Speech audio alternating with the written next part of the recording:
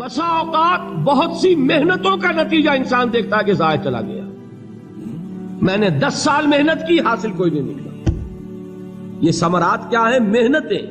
محنتوں کے ثمرات کا ضیاع. کوشش آپ نے کی، قسمت کی خوبی دیکھی ہے، ٹوٹی کہاں کمن، 2-4 ہاتھ جب کے لبے بام رہ گئے. Be prepared. ایک شاعر کے یہ اشعار ہیں، وہ کمیونسٹ تھا، میں نام بھی نہیں لیتا، لیکن یہ کہ یہ اسی انقلابی، چونکہ ان کا بھی ایک انقلابی نظریہ ہے، انقلابی عمل میں یہ سارے مراحل آتے ہیں. کوئی سیٹ بیک آیا، فرض کیجئے کوئی ناکامی ہو گئی، تو اپنے ساتھیوں کو دل بندھانے کے لیے یہ فصل امیدوں کی ہمدم اس بار بھی غارت جائے گی، سب محنت صبحوں شاموں کی اب کے بھی اکارت جائے گی. میرے نبی کے ثمرات کا جو لفظ یہاں آیا ہے، وَنَقْصٍ مِّنَ الْأَمْوَالِ وَالْأَنفُسِ وَالثَّمَرَاتِ، سب محنت صبحوں شاموں کی اب کے بھی اکارت جائے گی. دھرتی کے کونوں کھدروں میں پھر اپنے لہو کی کھاد بھرو، پھر مٹی سینچو اشکوں سے، پھر اگلی رت کی فکر کرو، پھر اگلی رت کی فکر کرو. جب پھر ایک بار اجڑنا ہے، ایک فصل پکی تو بھر پایا، تب تک تو یہی کچھ کرنا ہے. ایک مقصد ہے سامنے، انقلاب برپا کرنا ہے. ایک کوشش ناکام ہو جائے کوئی پرواہ نہیں، نیکسٹ. پھر تیار رہو ناکامی کے لیے. ایسا نہ ہو جو انگریزی میں کہتے ہیں hope for the best but be prepared for the worst. ایسا نہ ہو کہ دوسری مرتبہ ناکام ہو کے بددل ہو جاؤ، تمہاری ہمتیں جواب دے جائیں. نہیں، پہلے سے تیار رہو کہ دوسری مرتبہ بھی ناکامی آئے تو آئے، لیکن جب تک کہ کامیابی حاصل نہیں ہوتی ہمیں یہ کام کیے چلے جائیں. دیکھیے سیرت میں آیا کہ نہیں یہ واقعہ. بدر میں مسلمانوں کو فتح ہوئی تو احد میں زک پہنچی کہ نہیں؟ 70 صحابہ شہید ہوئے کہ نہیں؟ اگر ان کی ہمتیں جواب دے جاتی تو گاڑی کیسے چلتی آگے؟ تو فرمایا وَلَنَبْلُوَنَّكُمْ بِشَيْءٍ مِّنَ الْخَوْفِ وَالْجُوعِ وَنَقْصٍ مِّنَ الْأَمْوَالِ وَالْأَنفُسِ وَالثَّمَرَاتِ. ہم تمہیں لازم آزمائیں گے، خوف کی کیفیت سے، فقر و فاقے کی کیفیت سے، بھوک سے، جان کے نقصان سے، مال کے نقصان سے، محنتوں کے حاصل کے ضائع ہو جانے سے. وَبَشِّرِ الصَّابِرِينَ، اور اے نبی بشارت دیجئے صبر کرنے والوں کو. الَّذِينَ إِذَا أَصَابَتْهُمْ مُصِيبَةٌ، وہ کہ جب ان پر کوئی تکلیف آئے، کوئی مصیبت آئے، کوئی آزمائش آئے، قالوا انا للہ وانا الیہ راجعون، وہ یہ کہیں کہ ہم اللہ ہی کے ہیں، اللہ ہی کی طرف لوٹ جانا ہے. یہ وہی انداز ہے جو میں نے فارسی کا شعر سنایا تھا آپ کو کہ سر تسلیم خم ہے جو مزاج یار میں آئے. وہ ہمارا مولا ہے، ہمارا آقا ہے، اگر اسے یہی منظور ہے تو ہمیں بھی یہی منظور ہے. میں نے تسلیم و رضا کی بات کی تھی نا، آپ کو کچھ شعر سنائے تھے. ایک شعر اور سنیے، اور یہ کس کا ہے؟ محمد علی جوہر کا. ایک مرتبہ جیل گئے، ان کی ایک بیٹی جوان بیمار ہوئی، فوت ہو گئی. باہر چھوڑا انگریز نے، جاؤ بھائی دفن کر دو بیٹی کو. دوسری مرتبہ جیل گئے، دوسری جوان بیٹی اسی مرض میں مبتلا ہوئی. اب یہ جیل میں ہے، خبر پہنچی کہ دوسری بیٹی کے اوپر بھی اسی مرض کا حملہ ہوا ہے. ایک نظم لکھی ہے جس کا آخری شعر یہ ہے، تیری صحت ہمیں منظور ہے لیکن اس کو نہیں منظور تو پھر ہم کو بھی منظور نہیں. یہ ہے، جب تک یہ کیفیت نہ ہو اس میدان میں آدمی ثابت قدم نہیں رہ سکتا کہ میرے رب کو اگر یہ منظور ہے تو یہی مجھے منظور ہے، اور تیری صحت ہمیں چاہیے تو ضرور، لیکن ہمارے رب کو منظور نہیں تو ہمیں بھی منظور. راضی برضائے رب. وَبَشِّرِ الصَّابِرِينَ الَّذِينَ إِذَا أَصَابَتْهُمْ مُصِيبَةٌ قَالُوا إِنَّا لِلَّهِ وَإِنَّا إِلَيْهِ رَاجِعُونَ. نہ شود نصیب دشمن کے شود ہلاک تیغت، سر دوستہ سلامت کے تو خنجر آزمائی. اولئک علیہم صلوات من ربہم ورحمہ، یہی ہے وہ لوگ جن پر ان کے رب کی طرف سے عنایتیں ہیں اور رحمتیں ہیں. وَأُولَٰئِكَ هُمُ الْمُهْتَدُونَ، اور یہی ہے وہ لوگ جو کامیاب ہونے والے ہیں، ہدایت پانے والے، ہدایت یافتہ. اسی سورہ بقرہ میں ذرا آگے چل کر، یہ تو ہے 20واں رکوع، 19واں رکوع.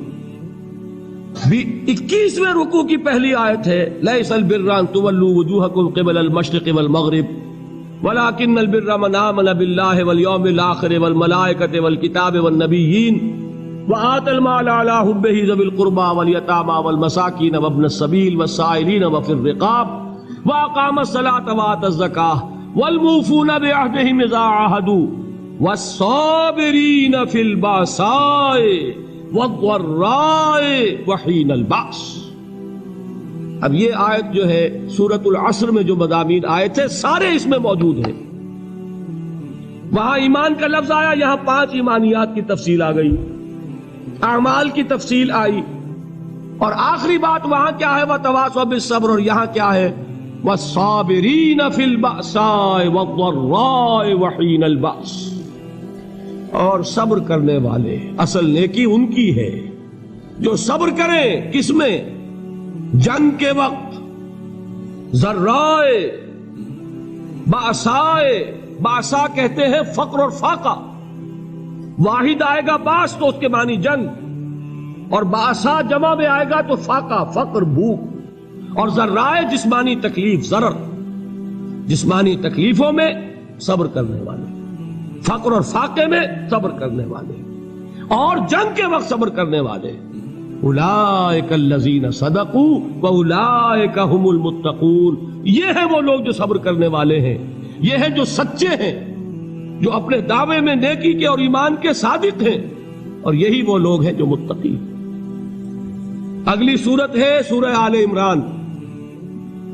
اس میں 2 لفظ آئے ہیں آخری آیت، یا ایھا الذین آمنوا اصبروا وصابروا ورابطوا واتقوا اللہ لعلکم تفلحون. دیکھیے یہاں صبر اور صابر جو تعلق جہد اور جہاد کا ہے وہی ہے صبر اور مصابرت. صبر ایک طرفہ عمل ہے، آپ جھیل رہے ہیں، برداشت کر رہے ہیں. صبر علی المعصیہ، صبر علی الطاعہ، صبر علی الابتلاء، یہ سب کیا ہے؟ صبر. اور مصابرت کیا ہے؟ صبر کا صبر سے مقابلہ. یہ سورہ آل عمران اب وقت نہیں ہے، میں آپ کو سناتا اللہ تعالیٰ نے کیسے کیسے مسلمانوں سے کہا. مسلمانوں تمہیں زک پہنچی ہے تو انہیں بھی تو پہنچی تھی. ان کے 70 نہیں مارے گئے تھے بدر میں؟ ان کے حوصلے جو ہیں وہ تو پست نہیں ہوئے، وہ اگلے سال آ گئے تم پر چڑھائی کر کے. تم کیوں اتنا برا مان رہے ہو؟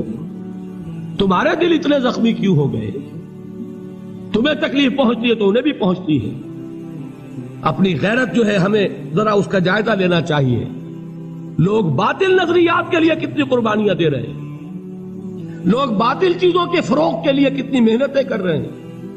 جیسا کہ میں نے ابھی کہا تھا، اسی غیرت کو چیلنج کرنے کے لیے، ذرا آپ کی حمیت دینی کو جوش دلانے کے لیے، قادیانی نوجوان کتنی تعداد میں اپنے آپ کو دین کے لیے وقف کرتا ہے، اور آپ کتنے نوجوان ہیں جو اپنے آپ کو دین کے لیے وقف کرتے ہیں،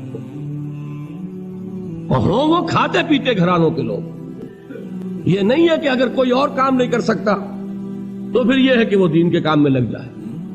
باصلاحیت لوگ، کھاتے پیتے لوگ، ذہنی استعداد رکھنے والے لوگ، اونچے گھرانوں کے لوگ، وہ وقف کریں اپنے آپ کو دین کے لیے. اس کے بغیر کیسے باہر آ جائے گی، کیسے رونق آ جائے گی؟ تو دنیا میں باطل نظریات والے جو ہیں، یہ بات کہی گئی ہے، مسلمانوں تم اگر توحید کے لیے لڑ رہے ہو، دیکھتے نہیں ابو جہل کو، اس نے گردن کٹوائی ہے شرک کے لیے، شرک کے لیے گردن کٹوائے، اور تم توحید کے لیے گردن کٹوانے کو تیار نہ ہو. اس نے گردن کٹوائی کہ نہیں کٹوائی؟ اور کس طرح کٹوائی ہے؟ کیونکہ بڑا متکبر قسم کا، فرعون قسم کا شخص تھا. جب گردن کاٹنے لگے تو کہتا ہے ذرا نیچے سے کاٹنا، تاکہ جب تم نیزے کے اوپر چڑھاؤ میرے سر کو تو اونچا نظر آئے، معلوم ہو سردار کا سر. وہ بدبخت مرتے ہوئے بھی جو اس کی کیفیت تھی نا، اس کو ذہن میں رکھیے. تو یہ اس لوگوں نے قربانیاں دی، جانیں دی. تو فرمایا اگر تم ان سے زیادہ قربانی نہیں دو گے، جو نوٹ کر لیجئے اس کو، مجرد اگر حق کو غالب کرنا اللہ کے ذمے ہو تو آنے واحد میں غالب کر دے گا، تمہیں تکلیف ہی دینے کی ضرورت نہیں. سمجھ رہے؟ کیا اللہ کے مقابلے میں کوئی باطل کی طاقت ٹھہر سکتی ہے؟ یہ تمہارے ایمان کا امتحان ہے، یہ تمہارے خلوص کی آزمائش ہے، یہ تمہارے امتحان کا ثبوت درکار ہے کہ اللہ تعالیٰ دیکھنا چاہتا ہے تم اس کے لیے اپنی جانیں قربان کرنے کو تیار ہو کہ نہیں، تم اس کے لیے تن من دھن لگانے کو تیار ہو کہ نہیں۔ اور یہ جان لو کہ اگر کفار اور مشرکین اور ملحدین اور باطل نظریات والے وہ جو کچھ قربانیاں اپنے باطل نظریات کے لیے دے رہے ہیں ان سے زیادہ اگر تم نہیں دو گے تو حق غالب نہیں ہوگا۔ انہوں نے جو صبر کیا ہے اپنے باطل نظریات پر، اگر تم اس سے زیادہ صبر کا ثبوت نہیں دو گے اپنے اس حق پر تو حق غالب نہیں ہوگا۔ اس لیے فرمایا یا ایھا الذین آمنوا اصبروا وصابروا، نہ صرف یہ کہ صبر کرو بلکہ صبر میں اپنے دشمنوں سے آگے نکلو، ان کے صبر سے بڑھ کر صبر کرو۔ وَرَابِطُوا، مرابطہ کہتے ہیں چوکس رہنا، ہوشیار، پہرا دو، ایسا نہ ہو کہ دشمن جو ہے غفلت میں تمہارے اوپر کوئی حملہ جو ہے کر بیٹھے۔ وَاتَّقُوا اللَّهَ، اور اللہ کا تقوی اختیار کرو، لعلکم تفلحون، تاکہ تم فلاح پاؤ۔